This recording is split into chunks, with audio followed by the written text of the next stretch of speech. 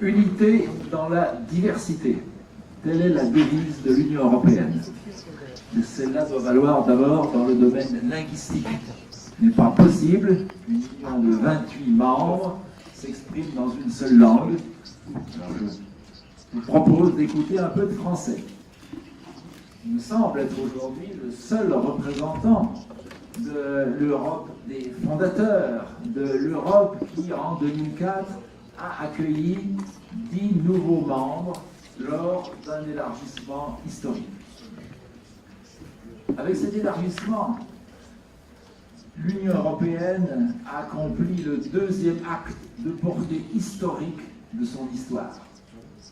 Le premier a consisté à réunir, à réconcilier des pays qui s'étaient profondément déchirés au cours d'une guerre mondiale. Permettez-moi de rappeler le jour historique, ce 9 mai 1950, quand le ministre français des Affaires étrangères, Robert Schuman, tend la main à Konrad Adenauer, le chancelier de la République fédérale, et donne ainsi naissance à ce qui va devenir la communauté européenne et puis l'Union européenne. Je regardais hier soir la campagne pour les élections au Parlement européen, car vous n'ignorez pas que l'Europe élit son Parlement dimanche prochain. Et je voyais une députée française du Parti socialiste appeler les Français à voter pour son parti afin que Martin Schulz devienne le prochain président de la Commission européenne. Il faut tout de même s'arrêter pour se représenter ce que ça signifie, alors qu'il y a moins de 70 ans, on sait ce qu'il en était de la relation entre la France et l'Allemagne. Alors à ce moment, je me suis dit que le ciel devait être éclairé d'un sourire divin et que Dieu a pu penser, finalement, il ne faut pas désespérer des hommes, en tout cas pas des Européens.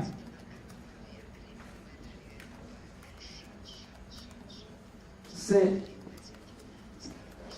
plus qu'une unité économique, c'est un projet politique qui est né ce jour-là, qui n'a cessé de se développer, un espace de solidarité, un espace où se définit un destin commun. Avec l'élargissement en 2004, qui prend sa naissance dès la chute des premières pierres du mur de Berlin, c'est un autre acte de portée historique qu'effectue l'Europe, montrant bien par là qu'elle est avant tout, d'abord, comme l'avait voulu Jean Monnet, un projet politique. Quel est ce projet? Le projet, c'est d'ancrer 10, 12 pays de l'Europe centrale et orientale dans l'Union européenne, de leur ouvrir une perspective, de leur faire comprendre ce que pouvait être un avenir de prospérité, mais surtout un avenir partagé de sécurité et de stabilité à 27 et puis à 28. Beaucoup doutaient que ce fût possible. Et c'est sans doute l'un des paris les plus forts, les plus audacieux et les plus réussis de la Commission européenne que d'avoir décidé de faire entrer d'un seul coup les 10 pays au même moment en 2004. Inutile de s'étendre sur ce qu'a représenté cet acte politique. Ça a été à tout point de vue un succès. Ces pays, ça a été rappelé, se sont développés sur le plan économique, se sont intégrés politiquement et partagent le destin de ce qu'est aujourd'hui l'Union européenne. Là aussi, il faut s'arrêter un instant. Réfléchir peut-être d'une autre manière à la crise ukrainienne. Pas hasard, en tout cas un hasard heureux, entre guillemets, sur le plan des comparaisons, si elle intervient un siècle exactement après le déclenchement de la Première Guerre mondiale. Comparaison n'est pas raison, mais d'une certaine manière, la crise ukrainienne est un peu l'assassinat de l'archiduc François Ferdinand. Je crois que la comparaison s'impose, ce qui a conduit à une guerre mondiale dévastatrice a cette fois donné l'occasion aux 28 pays de l'Union européenne d'adopter rapidement, sans difficulté, une position unique et unie. Je crois qu'on ne le souligne pas assez. Et je regrette qu'il y ait eu des voix en son temps pour s'interroger sur les raisons qui avaient pu faire qu'on ait attribué le prix Nobel de la paix à l'Union européenne. Mon interrogation à moi n'était pas de savoir pourquoi on l'avait attribué, mais pourquoi on avait attendu si longtemps pour le lui attribuer. Il est des instants dans l'histoire des peuples, des nations, comme dans l'histoire des personnes, où il faut savoir s'arrêter pour regarder. Et je crois que c'est dans ces termes-là qu'il faut aborder les questions européennes d'hier, d'aujourd'hui et de demain. Alors bien sûr, tout n'est pas allé sans problème. Et d'une certaine manière, nous devons toujours continuer à achever cette intégration. Car quand un ensemble de 15 pays en fait rentrer 10 d'un seul coup, c'est un petit peu comme quand une famille de 2 enfants a d'un seul coup des sextuplés. Ça change la vie.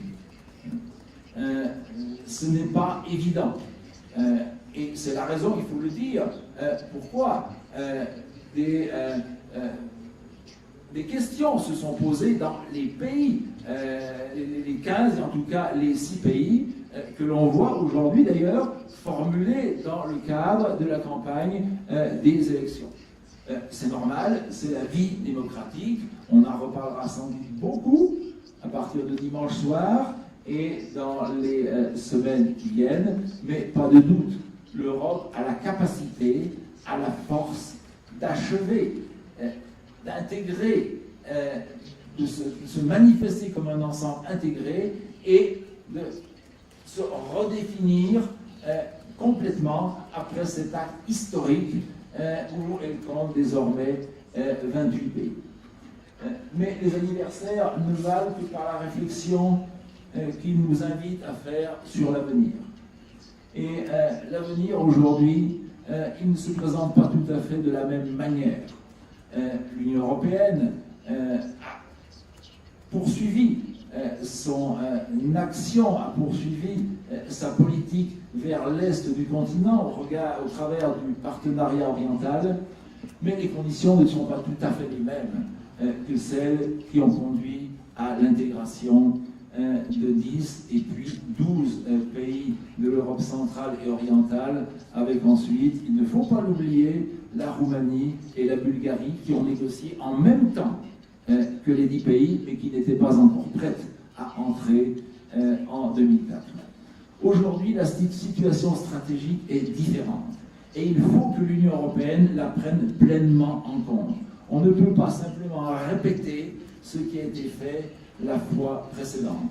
Et il n'est de politique que celle qui tient compte pleinement des réalités. Et la réalité stratégique d'aujourd'hui n'est pas la réalité stratégique d'hier.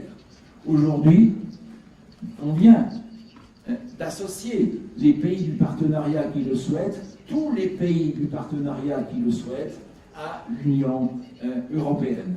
Ces pays sont dans une situation différente, c'est ce qu'a rappelé fortement, je crois, le président de la République française lors de sa visite d'État en Arménie, en invitant à ce que l'Arménie puisse être associée selon, a-t-il dit, une formule, selon un modèle singulier, exceptionnel, dans le cadre des choix qui sont les siens Il a appelé à comprendre. Et je crois que le mot est fort. C'est peut-être l'un des plus forts qu'il ait prononcé, à comprendre ce qu'est cet ensemble, ce que sont les pays du partenariat oriental. Il y a un effort de compréhension qui n'a peut-être pas été suffisant jusque-là. Ce dont on a besoin, c'est d'une remise en perspective historique afin de définir un projet politique, la formule institutionnelle devant venir en dernier. Et si le président de la République a insisté pour que l'Arménie soit associée selon la formule à trouver à l'Union européenne, c'est parce que l'Arménie est profondément européenne. Elle l'est par son histoire, elle l'est par ses valeurs et elle l'est par sa volonté. Le reste se fera dans le cadre que nous connaissons, le cadre des réunions, des confrontations diplomatiques, de ce que le général de Gaulle appelait l'intendance. Il disait l'intendance suivra.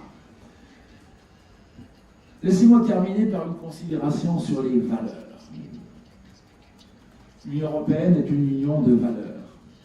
Mais, je l'ai dit encore hier à la télévision qui m'interviewait, nous devons, je ne connais pas beaucoup de pays de l'Union européenne qui n'aient pas fait l'objet de comptes dans les pays du partenariat et en particulier en Arménie. Des difficultés que nous génocide. Et arrivé en France, Missak Manouchian s'est trouvé face à l'impensable, à l'époque, pour savoir ce qu'il devait faire. Il a constitué un groupe prêt à payer, qui était alors foulé aux pieds. Missak Manouchian. I have no doubt that the EU will find ways of cooperating with Poland